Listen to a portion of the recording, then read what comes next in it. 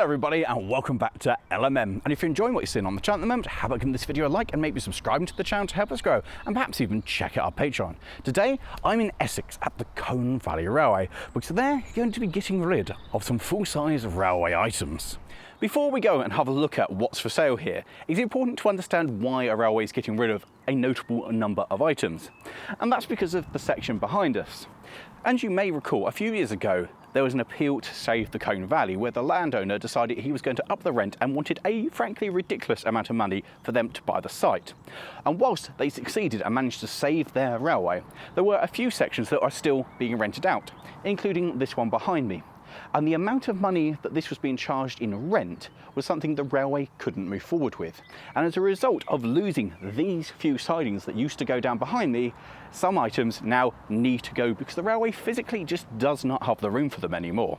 So with that, we're going to go check out the first one. First up on our tour is the one with the most uncertain future.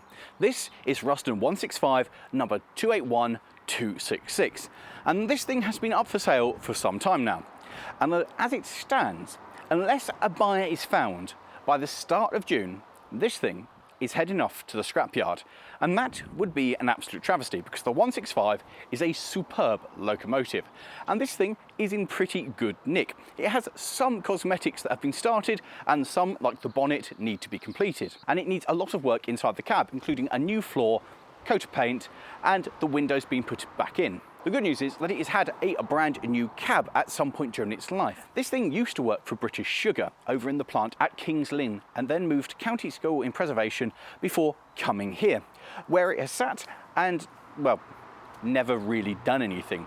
So this is a locomotive that's been around but not done much, and as such it doesn't have anything like a vacuum brakes. It is very much as it was when it left service. And of course, I can talk about how much I liked Rustins and how useful a 165 is. It's a bit smaller than an 03, but will pull more than certainly a 48. Basically, if you've got a heritage railway and you don't have an 03, an 04, an 08, this is probably your next best bet. It's a diesel mechanical, like the one I've shown in Lawrie Goes Loco, episode 1, although this one is fitted with Rustin's own 6-cylinder rather than the Gardner. And I can talk about this for ages. But the best thing I could do to try and sell you this machine is to fire it up. It is an air start machine, so first off I have to start the donkey engine. And once that's fired up and running, we can leave it for about 10 minutes while it charges up the 300 psi main tank. Air start has a huge advantage over electricals because there's no battery to go flat. And as long as you can get that donkey engine started, you'll get the main engine started. And I do love the sound of the single cylinder chugging away as it charges with air. Once we've got enough pressure, we could go and use the manual primer to build oil pressure within the engine. And with pressure up, we can open the main air valve and spin the engine into life.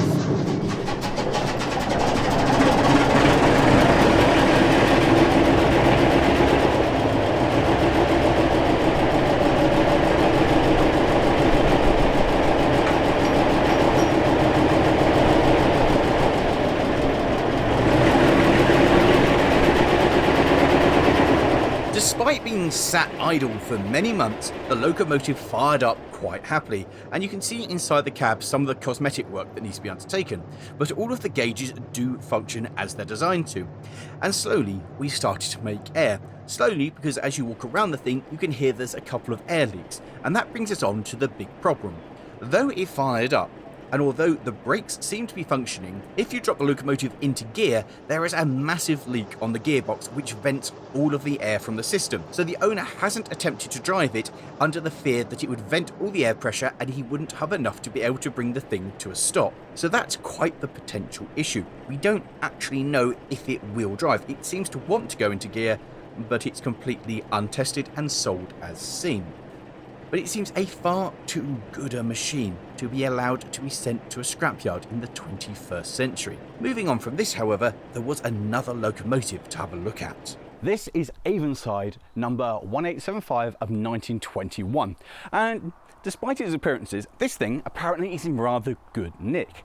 This thing was also in industrial service all the way up to 1971. And this thing, well, this has actually run in preservation. This isn't a Hulk. This is an engine that has just been parked up and awaiting some love. Because unfortunately, this one was owned by a group of gentlemen who, as we all do, got older, and then, as we all will do, stopped existing. So this thing is now up for sale, with the one surviving partner wanting to get a bit more money back, being realistic that they will not be able to put this back through another ticket.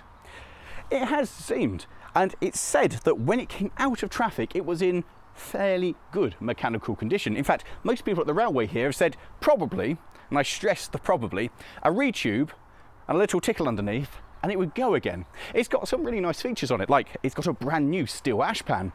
Everything in there has been oiled and kept nice looked after throughout the years. It's not like this thing's been dragged around dry. Everything is lubed up and ready to go. And for a steam engine of this size, the asking price of £15,000 is actually relatively realistic, because that's an awful lot of metal for your money, and I'm told even the tank still holds water. In fact, most of this, apart from the boiler work in the retube, would be cleaning up and giving it a coat of paint. So they say.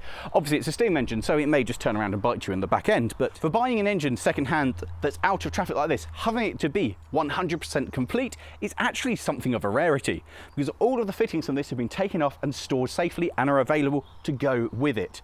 This isn't like you're buying a Hulk and got to find all the different steam fittings, the rods and everything. This is a complete, almost ready-to-go engine, subject to a new 10-year ticket.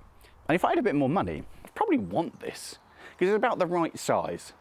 And certainly being an Avonside, it's a rare locomotive, and this one really deserves some attention on it. It's also vacuum fitted, meaning it can run passenger services in the UK, and the tyres on it have got plenty of meat and a very good profile, which is far better than my own 48. This is a really, really good candidate for restoration. I will just put a disclaimer in here and saying that that's what I'm told. It's a steam engine. You don't really know with these things until you start restoring them just how much work it does need. But on the surface, probably fine. Okay, so maybe the smokebox door needs replacing, but the rest of it's fine. Of course, there are a couple of things that are worth noting with this. Firstly, things like it has a chimney cap on to stop the rain going down and rotting out the insides, and that's a really good sign to see when you look at a steam locomotive that's been stored. Because if not, water comes down there, mixes with any ash that's left, and the smokebox just rots out. So this is a good starting point. What's also better is, as it actually ran here at the Colne Valley Railway, they've got all of the history from the period it was actually here. So you can see the work that was done, repairs to problems that occurred. You have an idea of how this was looked after. This is far better than just taking a punt on, I don't know, say a Rustin 48 in a scrapyard. This actually has some merit, so you know what's going on with it. Again, it did run here. The other thing to point out is, this one, there's no need to take it away. The railway would be more than happy for you, the new owner, to restore it here and continue to operate it on the railway in the future, because it's basically perfectly suited to running this railway. It is a small 040 that's just over 20 tonnes. A heritage railway like this is its bread and butter. It is perfectly suited to running somewhere like here. So you don't even need to take it away. It's not just locomotives, there's rolling stock as well. Behind me is one of 3 surviving Mark I horseboxes built by BR, with this one being built in 1957. This one managed to survive, has been taken into departmental use and been fitted with a steam boiler, and in latter days here at the railway, this held a generator and was used in conjunction with their Pullman trains.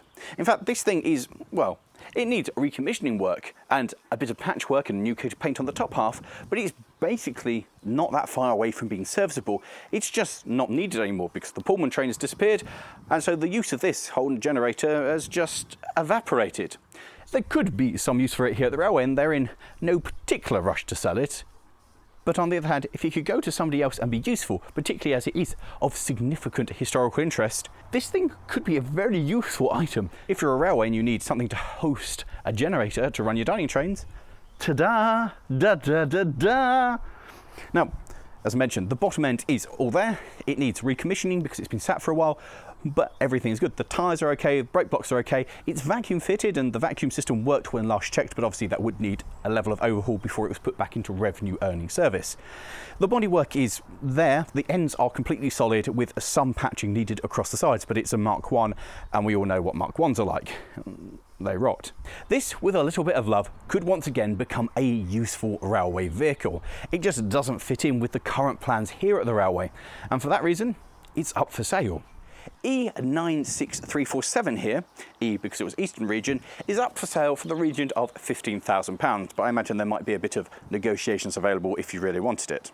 I have no interest in this at all because I like locomotives.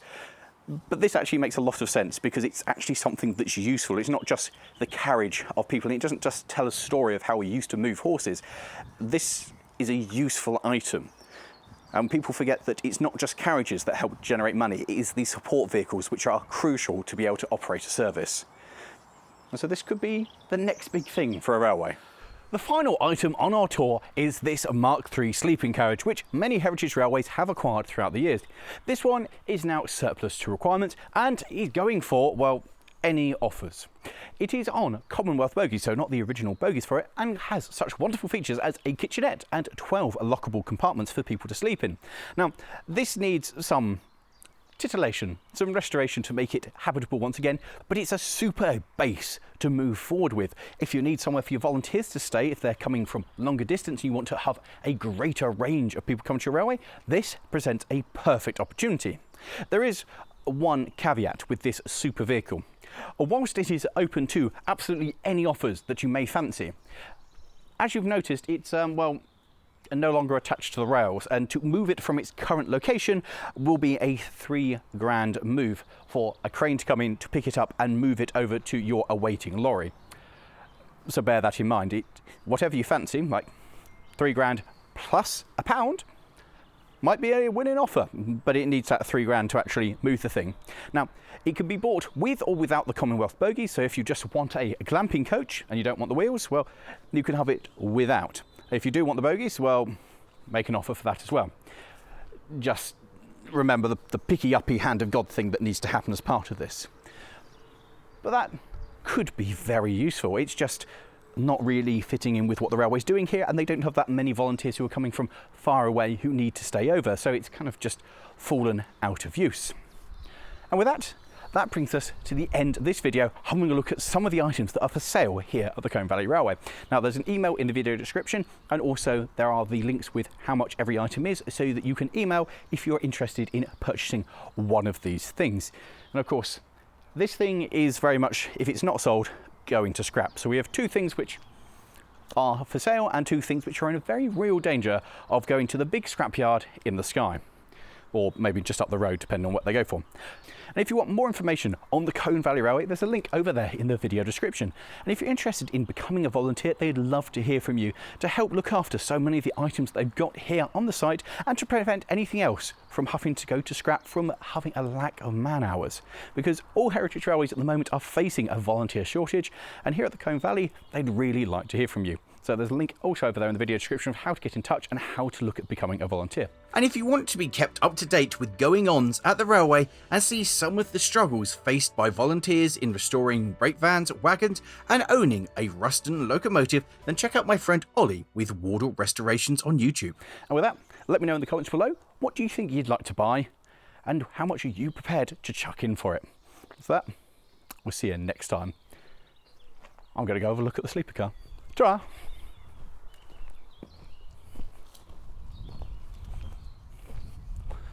Do you know what, they actually don't look too bad through the window.